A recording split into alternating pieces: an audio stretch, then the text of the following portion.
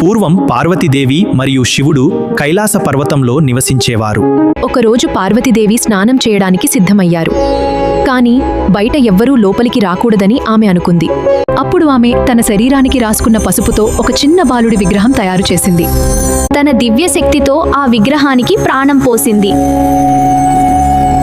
ఆ బాలుడే గణేశుడు.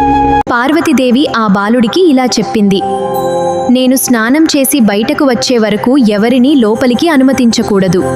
గణేశుడు తల్లి మాటను గౌరవంగా స్వీకరించి గుమ్మం దగ్గర కాపలా కాశాడు. కొంతసేపటికి అక్కడికి శివుడు వచ్చాడు. కాని గణేశుడు ఆయనను గుర్తించలేదు. లోపలికి వెళ్ళకండి.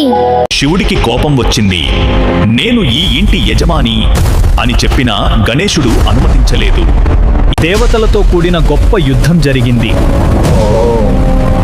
చివరికి కోపంతో శివుడు గణేశుడి తలను తెగదెంపాడు.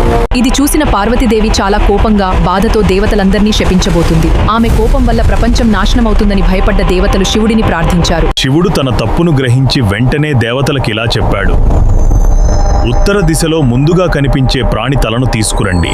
దేవతలు వెళ్లి ఒక ఏనుగు తలను తీసుకొచ్చారు. శివుడు ఆ తలను గణేశుడి శరీరానికి అమర్చాడు. తన దివ్యశక్తితో అతనికి మళ్లీ ప్రాణం పోశాడు. అలా ఏనుగు తలతో ఉన్న గణపతి జన్మించాడు. శివుడు అతనికి ఒక గొప్ప వరమిచ్చాడు. ప్రపంచంలో ఏ పని ప్రారంభించే ముందుగా గణపతిని ప్రార్థిస్తారు. అప్పటి నుంచి గణేశుడు విఘ్నాలను తొలగించే దేవుడుగా ప్రసిద్ధి చెందాడు. Like, share, comment, subscribe, and follow.